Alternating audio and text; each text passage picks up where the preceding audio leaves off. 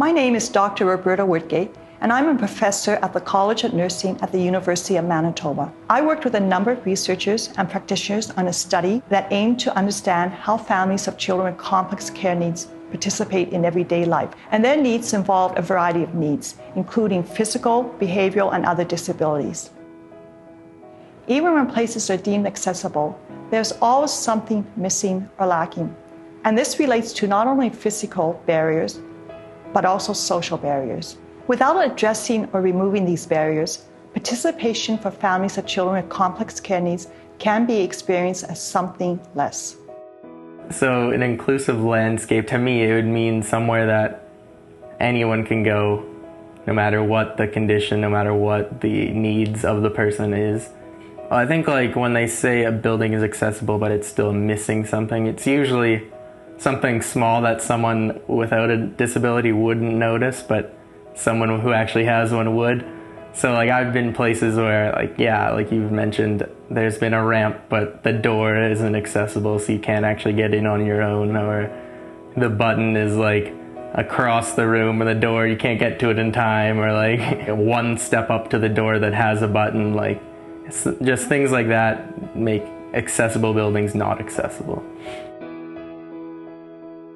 Our community, when Daniel was born, they were very, very supportive. My friends had a big shower for us and collected money for him. They thought he'd need special shoes or splints, so they gave him gifts, but they gave him this special little box with money in it to buy special shoes.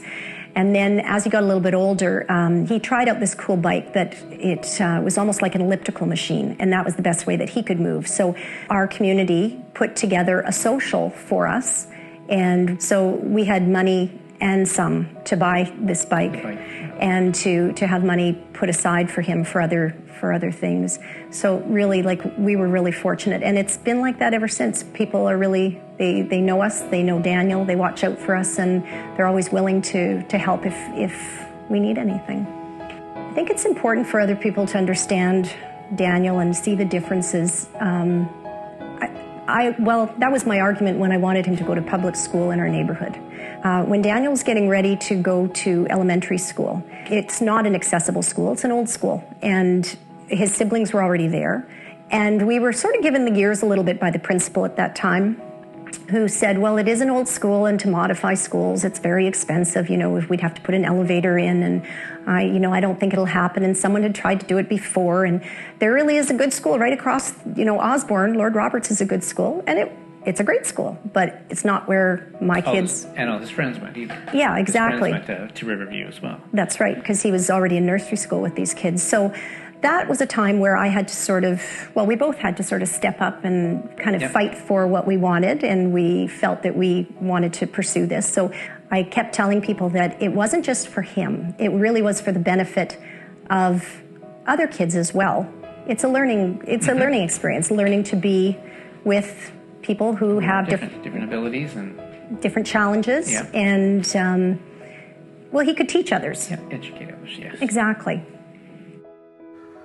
Any place that would require diapering or grooming, if they don't have a big enough bathroom, for example, then that is a problem, and that is a concern that we have to keep in mind. And that's probably true for anyone who's got a kid that's confined to a wheelchair or has mobility issues.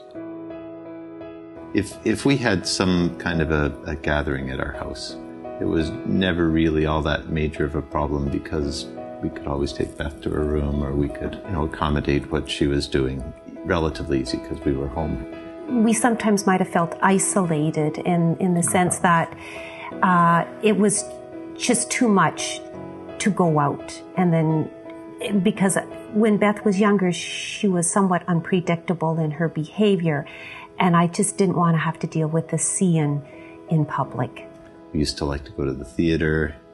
That sort of became kind of impossible, and we found that our friends really liked to do those things, and they continued to do that. And it wasn't that they were excluding us, it just was difficult for them to accommodate us then. And maybe if they had understood a little better, they would have had more events where we had family gatherings. With my family, that as Mary grows older and gets heavier, and it's much more difficult for us to get her from point A to point B on vacations to go visit family. They just don't understand just how hard it is to do that, and they wonder why we don't go down there to Ontario as often as we used to, and we wonder why they don't come out here where it's far easier for us to handle Mary. There's no long car rides, there's no long plane trips. Planes are not designed for children or adults who are incontinent, that they just have small little washrooms. They just don't understand how physically hard it is for us to deal with Mary. Just in the last few weeks, we have a new van, and it's a van that has a side ramp that comes out, so Mary, for the first time when we travel around, can stay in her wheelchair. We don't have to lift her up into the van and then pack the wheelchair separately. That in itself is helping now, and will help in the next few years to help us get Mary around. We're not getting any younger, and Mary's not getting any lighter, and it's those twin challenges that we're starting to come together to make it a little bit more difficult for us as a family to get out.